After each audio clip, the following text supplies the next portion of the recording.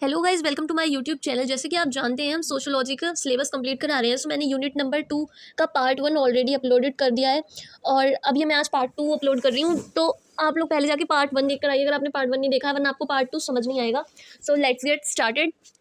Unit number 2 में social changes की type पढ़नी है। तो इसमें इसकी 4 टाइप्स होती हैं: evolution, development, progress and revolution. तो मैंने इवोल्यूशन ऑलरेडी पढ़ा दिया है पार्ट 1 में।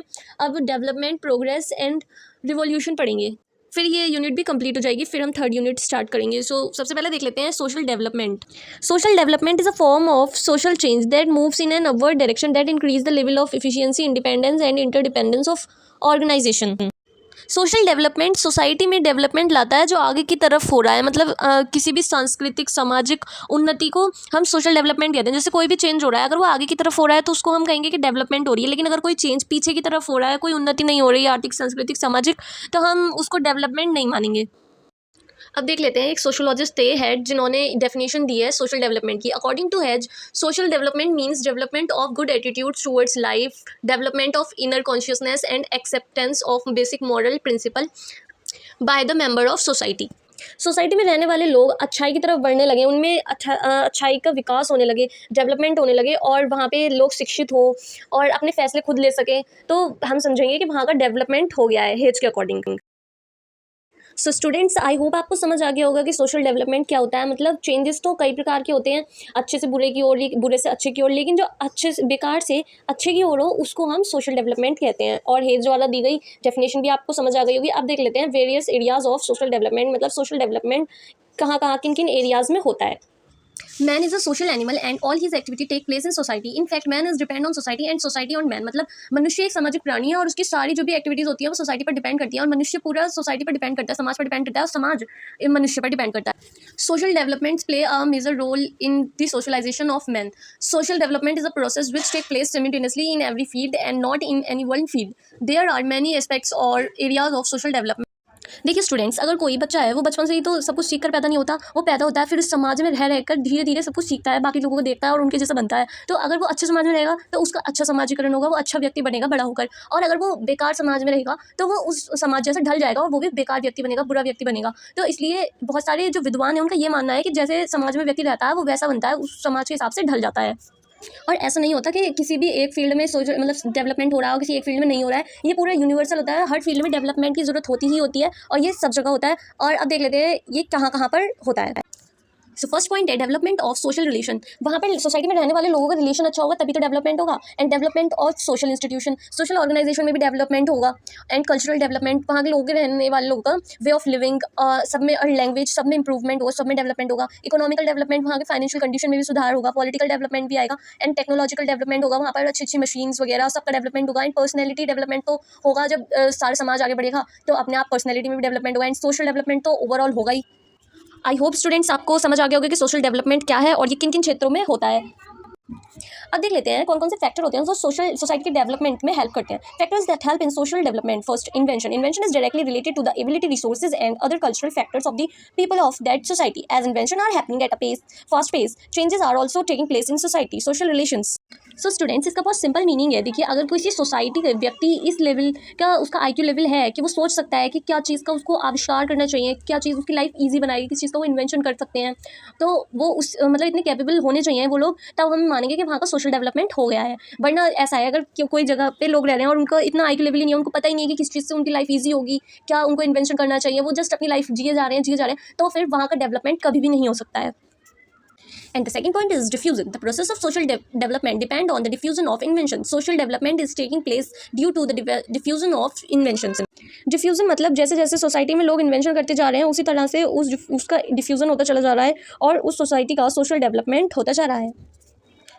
थर्ड पॉइंट है economical condition. Economical condition and social development are closely related to each other. Those communities which are economical strong are developing. Financial condition का social development के साथ बहुत इंपॉर्टेंट रिलेशन है। जो सोसाइटी फाइनेंशियल कंडीशन में strong है उनका development हो रहा है। And and fourth point is social mobility. Social mobility भी बहुत इंपॉर्टेंट फैक्टर है सोसाइटी के डेवलपमेंट के लिए। सोसाइटी में रहने वाले लोग गतिशील होते हैं, मोबिलाइज रहते हैं, यानी डेली काम करते हैं। और ऐसा नहीं है कि एक दिन काम कर लिया उसके बाद बैठ कर खाएंगे, नहीं, ऐसा नहीं, उनको डेली काम करना पड़ता है, तब जाकर डेवलपमेंट होता है सोसाइटी का। एंड एजुकेशन भी बहुत इंपॉर्टेंट पॉइंट है। अगर वहाँ के लोगों की एजुकेशन से पता लगाया जा सकता है कि कंट्री कितनी डेवलप्ड है। एंड इंडस्ट्रियलाइजेशन एंड अर्बनाइजेशन, अगर वहाँ पर डेवलपमेंट होगा किसी कंट्री में तो वहाँ पर बहुत सारी इंडस्ट्रीज होंगी, अर्बनाइजेशन होगा।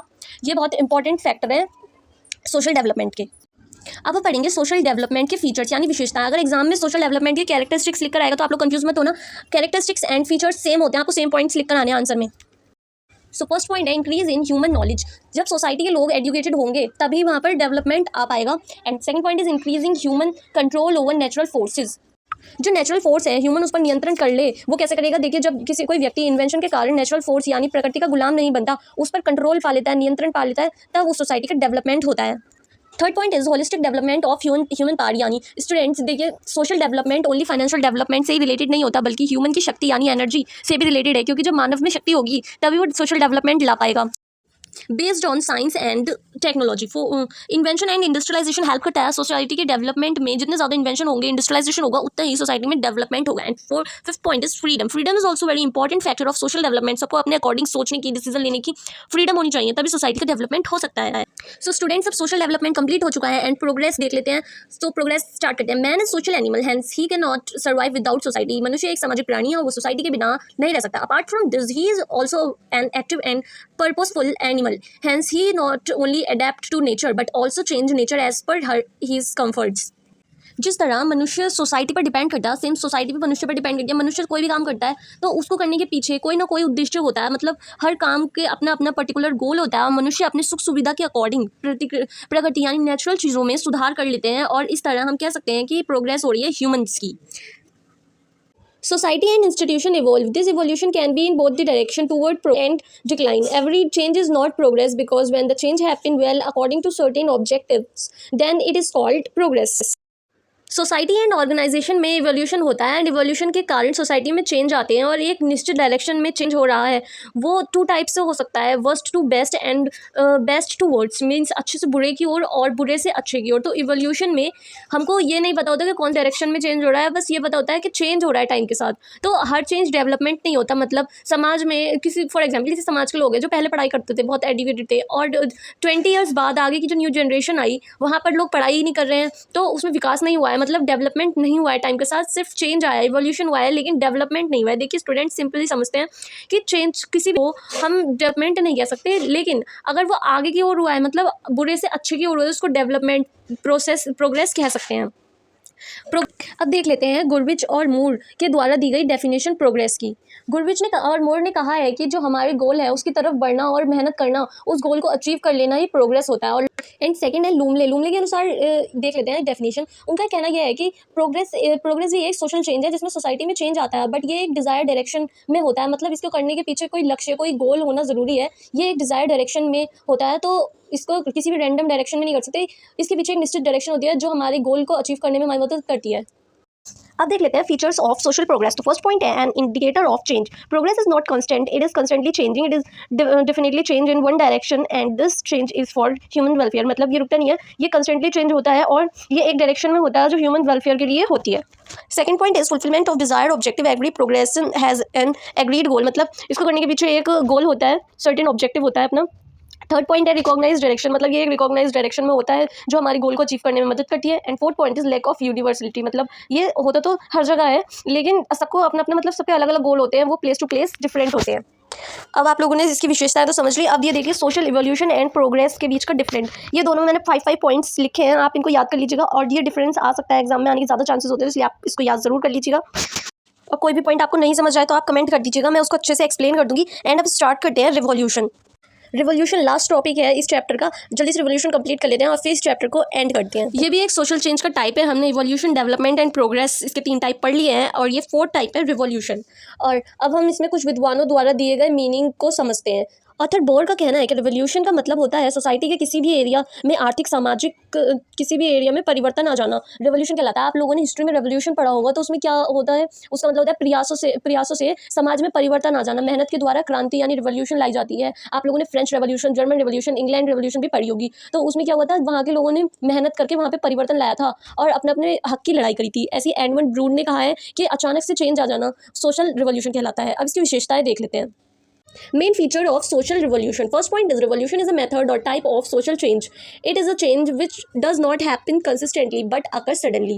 ये consistently नहीं होता है, इसमें जनता प्रयास करती है तब जाके यहाँ पर change आता है. Due to revolution, there is a change in the social leadership. New leaders and aristocrats take the place of old leaders and aristocrats. जब revolution होता है किसी society में तो वहाँ बदलाव हो जाता है। पुराने जो परंपराएं, रीति रिवाज होते हैं, राजनीति होती है, सब में अचानक से बदलाव आ जाता है, सब चेंज हो जाता है। And the third point is the scope of revolution is wide. It can happen in any field like social, religion, political, economical and cultural. इसका मतलब है कि ये किसी भी फील्ड में हो सकता है, इसलिए इसका स्कोप वाइडर है as compare to other social changes. And Fourth point is social structure require efforts. Due to revolution, there is a radical change in the society and its various aspects related. मतलब इसमें efforts लगाने पड़ते हैं as compared to other social structures. And fifth point is result of revolution are unpredictable. मतलब ये नहीं कह सकते कि हम revolution में अच्छा ही सुधार आएगा, क्या पता नेगेटिव चला जाए, इसलिए इसको uncertain होता है, unpredictable होता है, हम लोग कुछ भी नहीं कह सकते इसके बारे में। अब देख लेते हैं रिवॉल्यूशन एंड इवोल्यूशन के बीच का डिफरेंस। तो फर्स्ट पॉइंट है, in evolution the changes take place gradually and slowly, whereas in revolution the changes take place rapidly without any order. मतलब इवोल्यूशन में जो प्रोसेस होता है वो थोड़ा स्लो होता है, वो एक ऑर्डर को फॉलो करता है, और रिवॉल्यूशन में कोई भी ऑर्डर फॉलो नहीं किया जाता, वो कहीं भी होता है और रैपिडली मतलब बहुत फास्ट चेंज होता है।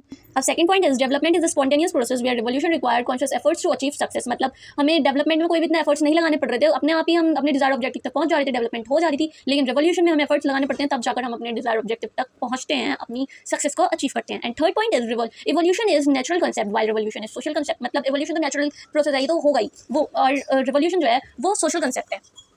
ऐसा नहीं है कि हम इसमें अपने आप मतलब एफर्ट्स लगाएंगे तो अपने आप हो जाएगा, नहीं, इसमें हमें प्रयास करना पड़ेगा, तब जाकर हम सफल होंगे। And fourth point is in revolution a new system is establish in place of old system. In development the same things और एंटिटी डज नॉट चेंज। मतलब रिवॉल्यूशन में ये होता है कि पुराने जो भी पॉलिटिकल सिस्टम है या फिर जिस भी फील्ड में चेंज आना है, रिवॉल्यूशन हो रहा है, वो पूरा चेंज हो जाएगा, न्यू लीडर्स आ जाएंगे, न्यू एरिस्टोक्रेट्स आ जाएंगे। लेकिन इन डेवलपमेंट ऐसा नहीं होगा, इसमें जो ओल्ड वन है, ओल्ड सिस्टम वही रहेगा, बस डेवलपमेंट हो जाएगी। सो स्टूडेंट्स, ये चैप्टर हो चुका है कंप्लीट, एंड आई होप आप लोगों को ये वीडियो अच्छी लगी होगी और आपको सारे कंसेप्ट क्लियर हो गए होंगे। अगर आपको कुछ भी समझ नहीं आया, किसी भी टॉपिक में दिक्कत है, तो आप मुझे कमेंट कर दीजिएगा और आप मुझे बताइएगा ये वीडियो आपको कैसी लगी है। Please like, subscribe to my YouTube channel and thanks for watching.